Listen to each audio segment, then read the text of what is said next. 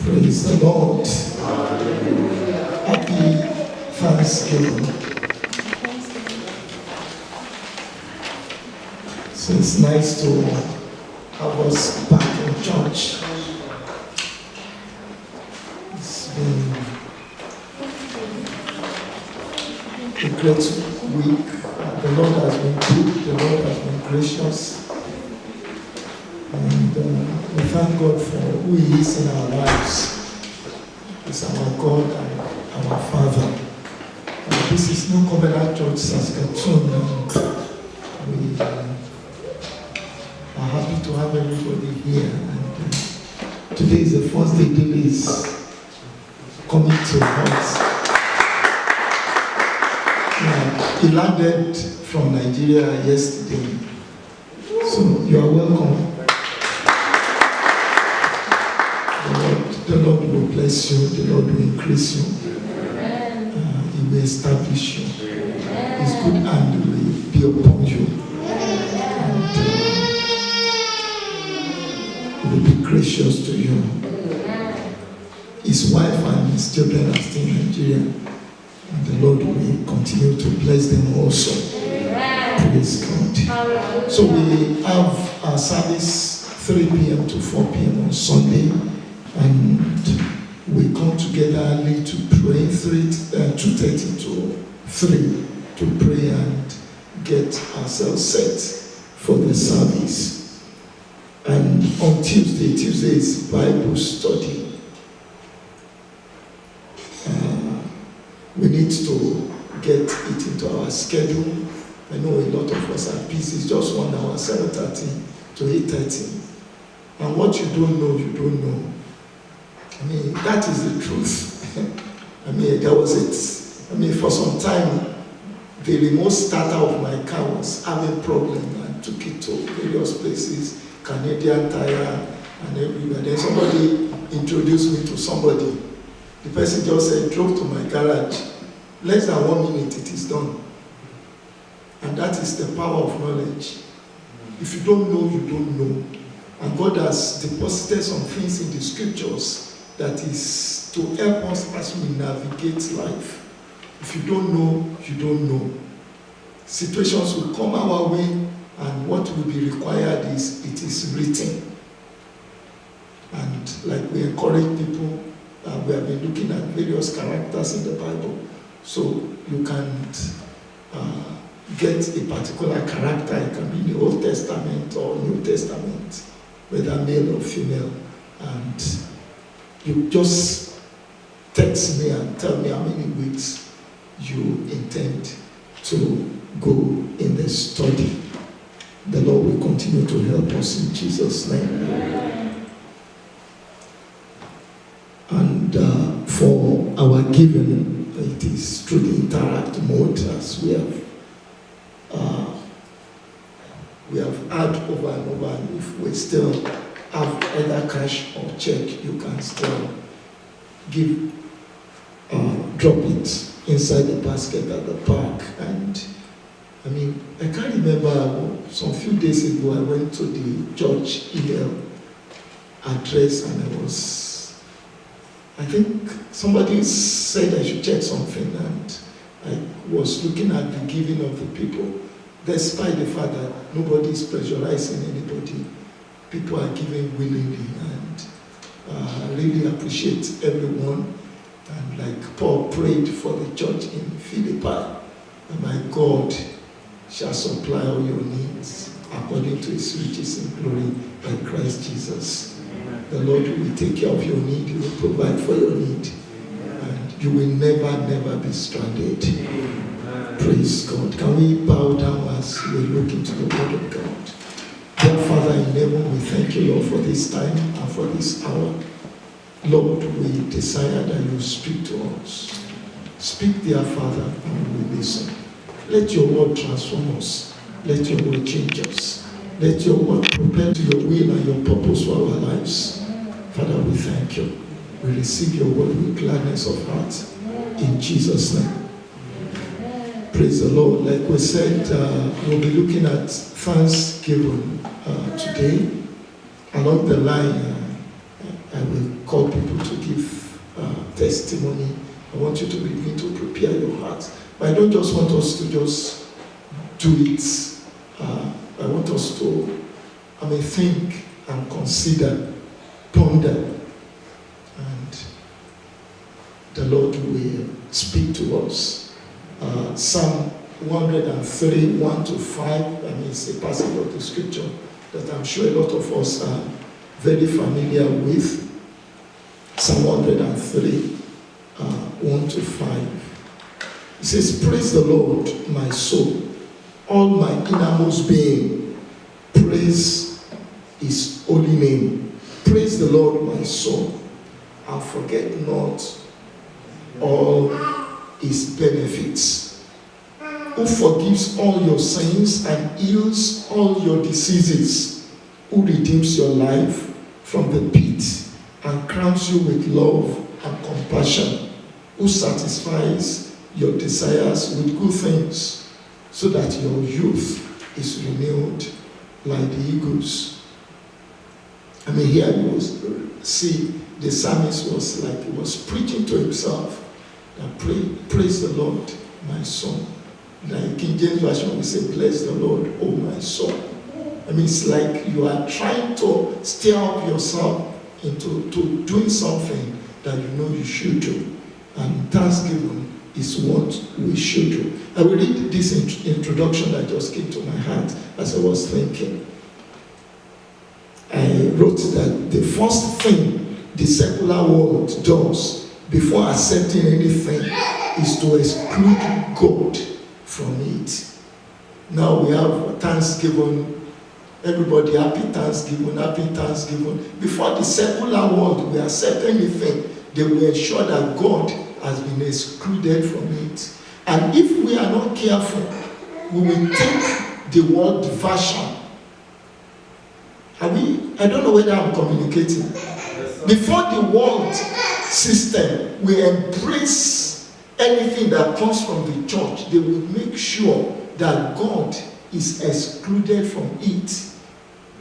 It will still have the same name, the same with Christmas. They will ensure that God is removed from it. The church we are going before, the pastor was saying that they will have Christmas, I can't remember what they call it now. There will be like 2 or 3 days around Christmas that they will be singing songs. And people will come from all over the city. It's a big deal. Before Corona. And the pastor said that one day somebody asked one of those people that were invited, why is it that you mention Jesus so many times on a Christmas?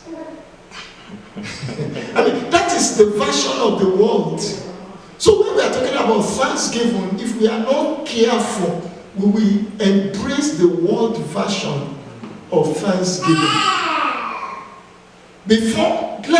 I want this to sing, before the world system will embrace anything, they will ensure that God is excluded from it. If not, they won't take it. And now that you see happy Thanksgiving, happy Thanksgiving everywhere, look at it very well. God has been effectively excluded. And if we are not careful, we can take the world version of Thanksgiving. The Lord will help us. So, why do we give thanks? Why Thanksgiving? The first one I wrote here is that our God is a good God. Praise God. Our God is a good God, for He is good and His mercy endure forever. And because of that, we will give Him thanks. God is good. Our God is good. He's a good God. He's a good Father. He's gracious. The Bible says He causes His rain to fall upon both the good and the evil. It's a good God that we have. And because of that, He is entitled to our praises. Psalm 106 and verse 1 says, "Praise the Lord, give thanks to the Lord, for He is good. His love endures forever." Praise Him because He is good. Number 2, Thanksgiving is the protocol of heaven. I mean, some months ago, the Holy Spirit impressed that one into my heart. It's the protocol of heaven. That is the atmosphere in heaven. It's the atmosphere of praise and worship. So if you want to go to that place without disturbing the atmosphere, you enter with what? With thanksgiving. If not, there won't be synchrony. You will be out of order. You will look like a strange person. It's just like somebody comes to your house and is speaking German. Is it German now? Or Portuguese? You'll be wondering what are you talking about. The language around the kingdom, around the throne of God, is thanksgiving, is worship. Is worship. So it's the protocol in the presence of God. And we need to understand that one. When you want to enter into the presence of God, you enter with what? With thanksgiving. You enter with thanksgiving. For he is good and his mercy endures forever. Psalm 100 and verse 4. It says, enter his gates with thanksgiving and his courts with praise. Give thanks to him and bless his name. Enter his gates with thanksgiving and his courts with praise. Give thanks to him and praise his name. Praise the Lord. So the atmosphere of God's presence is saturated with praise and worship. That is what is going on. I mean, there was one of these Sunday when we were talking about the angels. The Bible when he was talking about them, he said, in joyful celebration. I mean, that is what they are used to. That is the environment. And that should be the environment around our lives. That should be the environment in our homes. Praise, worship, praise, worship. That is the protocol of heaven. Not murmuring, not complaining. I mean, we need to work on ourselves and understand that we are in a different kingdom. There's a way we were brought up.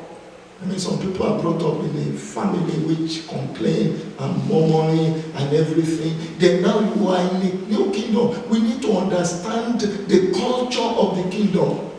It is a culture of praise. It's a culture of thanksgiving. For he is good and his mercy endure forever. That is the conclusion about God. That is the summary of his person. When people have looked at his ways and his acts over the years, his dealings with people from generation to generation, the conclusion is this: for he is good and his mercy endure forever. So we need to work on ourselves. There are some things he has not done. Let's focus on the things that he has done. And that is the way God wants us to approach him. With thanksgiving. With thanksgiving. Praise God. Then God desires that we give him thanks. It's not just that, God is expecting it. God is looking at you and say that, what is happening? When will he give me thanks? So there is that desire in the heart of God for all to give him thanks. Luke chapter 17 and verse 17. That's the story of the 10 lepers that Jesus spoke to, and as they were going, they got cleansed. And none of them just took it for granted. Looks like I'm clean, and none of them just walked away as if it just happened. It was just coincidental or whatever. Then there was one of them that came back. And he came to Jesus, bowed down, and said, thank you. And that they looked at the reaction of Jesus to what this person did. In Luke chapter 17 and verse 17. Jesus answered, were not all 10 cleansed? Where are the other 9? There were 10 people cleansed. So Jesus was expecting that 10 people will come and only one person came. So in the expectation of Jesus, people should come back and say thank you. So God does not want us just to take his goodness for granted. There's need for us to understand the nature of God, the expectation of his heart. He has blessed us. You went out, you came back, you slept, you woke. Like the psalmist said, I lied down and I slept. He said, I woke up because the Lord sustains me. It did not just happen. I lied down. Some people lie down, they couldn't sleep. He said, in my own case, I lied down and I slept. I woke up because the Lord sustains me. So it takes the sustenance of God for you to sleep and to wake up. It's the one that blesses our going out and our coming back. There are all kinds of pestilences that are flowing and flying in the day, in the night, and there is a God in heaven that is protecting us. While we are sleeping, the Bible says concerning him that he does not sleep, he does not slumber. He's the one that is watching over our lives. Things happen. Things happen. But the Lord has been good unto his people. So we should not take his goodness for granted. We should not take his goodness for granted. There should be that thing. We must know that God expects us to come back and say, thank you. You have traveled, you have come back. Lord, I thank you for that job. Lord, I thank you for that trip. Lord, I thank you. Oh, you prepared very well for that interview. Some people prepared better than you. They were not even invited. Praise God. They were not, if you know the process, in some places it is software that pick people that they will interview. Not human being. They will just, there's a way the software will just scan and just pick some people based on what they put in their cover letter and something. So they picked you, you had the interview, and you just, it just happened. I gave it to them well, very well. No, God helped you, and you need to acknowledge him. God helped you. In that school, God is helping you. And you need to acknowledge him. Then the fourth one here is that God is magnified in thanksgiving. He's honored. It feels good. I don't know how to express it. It feels good when we praise him. There's something about him that when you praise him, it's like you are making him, you are putting him in his right place. You are putting him in his right place. When you honor him, when you magnify him, when you praise him. Psalm 69, 30 and 31 says, I will praise God's name in songs and glorify him with thanksgiving.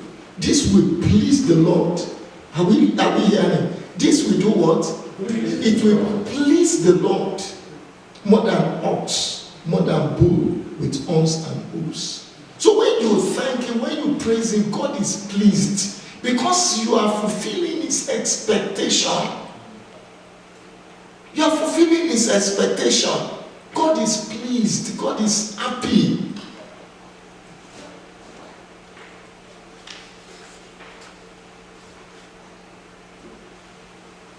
Therefore, what do we give thanks? What I just mentioned one or two things based on the scripture we read in Psalm 103, 1 to 5. It said, bless the Lord, O my soul, who has forgiven your iniquities, the salvation of our souls. Praise God. The salvation, most of it, we take it so much for granted that you are saved. It is priceless. It is priceless. Mark chapter 8, 36, 37 says, what good is it for someone to gain the whole world, yet forfeit their soul? There's nothing you can give in exchange for your soul. Or what can anyone give in exchange for their soul? There's nothing. There's nothing. It is a terrible thing to be an unbeliever. Because the devil can do anything, anytime in that person's life. But in our own case, we are secured in God. The Bible says our lives is hid in Christ in God. The devil, an unbeliever can be climbing and climbing. They can just get to one stage. The devil will say, I need to mess up this person's life. And he will just introduce something. And the person will crash anyhow. It can be disgrace and just anything can happen. But concerning us, he can plan, he can scheme, but God will say, touch not my anointed, and my prophet you shall be no harm. You can't touch this person. Because we belong to God. The salvation of our souls. When you see people on the street, it's not that we are better than them. You can consider some people are your mates. You can continue. You see the devil messing people's lives. It's not that, I have good what do they call it? Upbringing. Some people had better upbringing than you, and their life is already messed up. But God has been gracious to save your soul.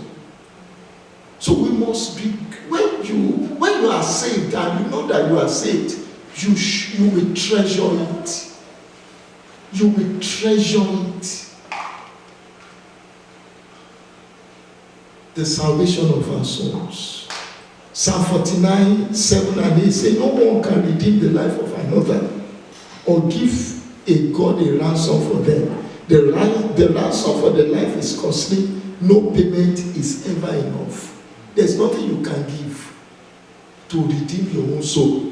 And 1 Peter 1:18 says, for you know that it is not with perishable things, such as silver and gold, that you were redeemed from the empty way of life handed down to you from your ancestors. That is talking about from Adam, the Adamic line. But God will pluck us out from that line, and He has put us into His kingdom. Now you can say, I am a child of God. I am a child of God. The Bible says He has translated us from the kingdom of darkness into the kingdom of His dear Son. We now belong to God. And God is jealous over your life. Precious is the salvation of our souls. We should thank God also for healings and health. Praise the Lord. I think I should be one of those people that should be most grateful for that, because I knew what it is to be bedridden. To be there, and they had to be teaching me how to walk again.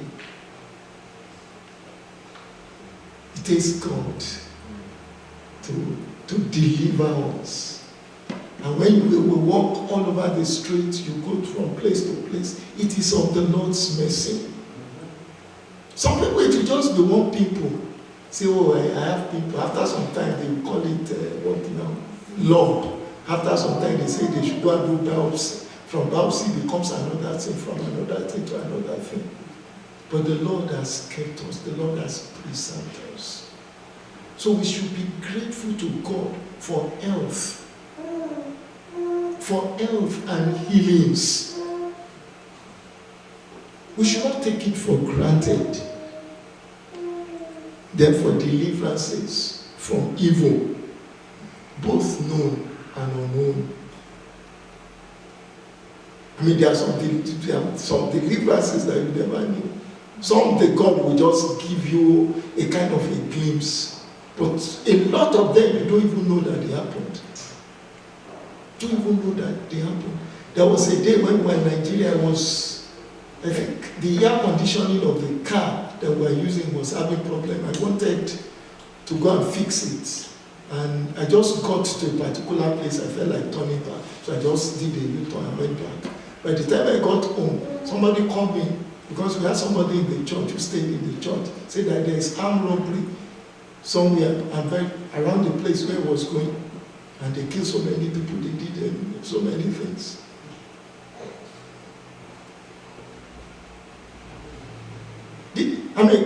There are some things that happen that just feel like I don't even feel feel like going, or something that looks like a disappointment. That's why the Bible says in all things, do what? Give thanks. Something that looked like a disappointment. The car refused to start. Oh, and I wanted to go, and you just do that, nothing was happening. You feel so bad. Thank God, even for deliverances that you did not know happened. Our God is a good God. He's jealous over his people. He's jealous over his people. Then we need to thank God for his blessing of good things. He said that he has blessed us. He has satisfied our lives with good things. Good things all over our lives. Things that we take for granted. Our families. Our families. Your siblings, your brothers, your sisters, your husband, your wife, your children. I mean, God has surrounded us with good things. The work that you are doing, praise God. Don't mind what do they call it now? How many dollar per hour now? But the Lord is using it to bless you. The Lord is using it to pay your bills. The Lord is using it to help you now. Thank God for the work that you are doing. Some people are struggling to get into that work. Thank God for the nation that we are living. As I was thinking today, I remember one incident where we were going to the church, we were at the farm. I think we got to the church. I think we were running late, so I went to the church. By the time the service ended, I was looking for the key. I realized that I left the key in the car. So when I got to the car, the engine was running. So throughout the service, the key was there, the engine was running, and the car was still there. Praise the Lord. So we should thank God even for the nation where we live. We thank God for the environment where we are, where our children can play in the streets. I mean, there are some things we take for granted. Bless God for that. Thank God for that. Thank God for that. Thank God for the school that you are going in spite of due dates and all those things, assignment. I mean, bless God for everything. The Lord will. Praise the Lord. I mean, the summary of everything is that the Lord is good. Our God is a good God. He does not leave his people. He's committed to his people. He's committed to his people. I mean, when we are going through challenges, often we think that we are alone, but we are not. God is interested in our success. God is interested in our welfare. I said, the thoughts that I have towards you, they are thoughts of peace and not of evil, to give you a future and a hope. And we just bow our heads to just give him thanks. Just give him thanks. Just give him thanks. Just give him thanks. The breath in our nostril is a gift from God. The breath in our nostril is a gift from God. The breath in our nostril is a gift from God. Father, we thank you. Father, we thank you. Father, we thank you. Father, we thank you. Father, we bless you. Father, we bless you. Father, we bless you for your love. Father, we bless you. Father, we bless you. Father, we bless you for your love. Lord, we say thank you for all that you have done in our lives, in our families. It is of the Lord's mercy that we are not consumed. Thank you, Lord, for your loving kindness. Thank you, Lord, for the children. Thank you, Lord, for the teenagers, for the youth, for the men, for the women. Thank you, Lord, for every family represented in this church. Thank you, Lord, for the congregation of your people. Lord, we have a testimony, and it is this, that you, our God, you are a good, good Father. We say thank you. In Jesus' name we pray. The grace of our Lord Jesus Christ, the love of God, and the fellowship of the Holy Spirit be with us now and forevermore. In Jesus' name, amen.